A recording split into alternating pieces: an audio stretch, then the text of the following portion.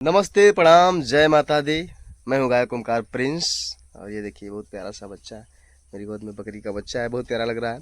कल हम लोग गए थे घूमने अपने खेत खलियान गांव में, तो वहाँ पे मिल गए हम लोगों को एक बुढ़ऊ नारायण दादा जो गाना बहुत बढ़िया गा रहे थे। तो मैंने उनका वीडियो बनाया हुआ है और बहुत ही मज़ेदार वीडियो है। तो आइए दिखाते हैं नारायण दादा का वीडियो आप सभी को कैसा है। अरे चढ़ल मास जब जेठ भैनी दूल्हा से चढ़ल मास जब चढ़ल मास जब जेठ भैनी दूल्हा से मारा लहंगा के हेठ काले काले भावरा हो काले और किच अब तो सीढ़ी लगत। अच्छा पहली सीढ़ी शुरुआत असली खेला था, बाकी है काशी की नवरात्र आज खत्म हो जाए। सुन ला बहरे से मिल बरियार में अगर जो सुना था कहीं ढेर बरियार में चलो ठीक आवे था बाबा के देखल जाए भाई। ढेर बरियार से दिक्कत होली ना। इसे 12 कड़ी के ब्रह्मश्री होली।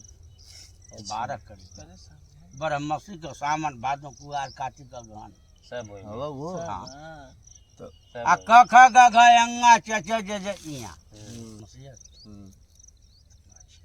कस लगाई खुदा पर नंबर लगा ले। अच्छा 6 नंबर लंबा चलू हाँ चरण मासवाया सार जोत बोवसा नसा चरण मासवाया सार बोव जोत सा नसा खेत पारती हमार काले बावरा खेत पारती हमार काले बावरा हो काले भावरा हो खेत पारती हमार काले बावरा हो खेत पारती हमार काले बावरा हो।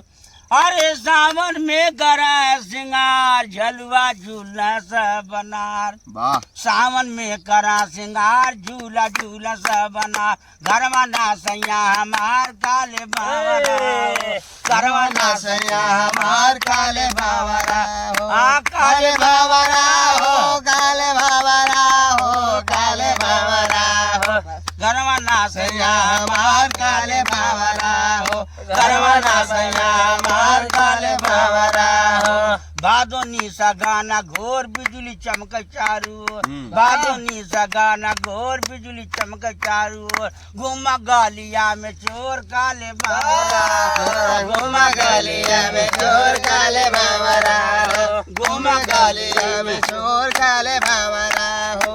अरे चढ़ल मसवा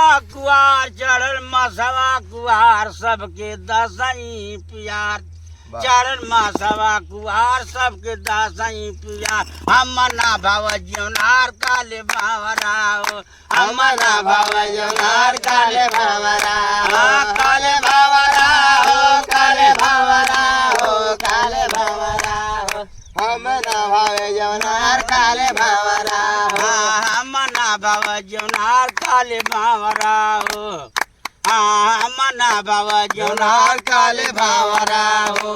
अरे चढ़ल मसवा जब कतीक बेंगा हो गई ना अधिक चढ़ल मसवा कतीक बेंगा हो गई अधिक लागल बादन में आ काले बावरा हो लागल बादन में आ काले बावरा हो लागल बादन में आ काले बावरा हो। चढ़ल मसया गहाँ साकी जानी सब गवा चढ़ल मासया गहाँ साकी जाली सब गवा सूता दूल्हा के संग काले बावरा सूता दूल्हा के संग काले बावरा काले बावरा हो काले बावरा हो काले बावरा हो सूता दूल्हा के संग काले बावरा हो सूता दूल्हा के संग काले बावरा हो।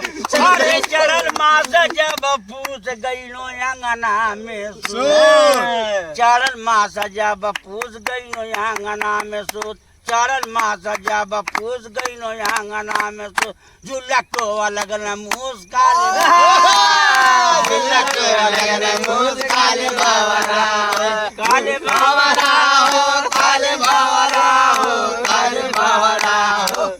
झूला तो लगन मुस्काले भावरा हो, झूला तो लगन मुस्काले भावरा हो।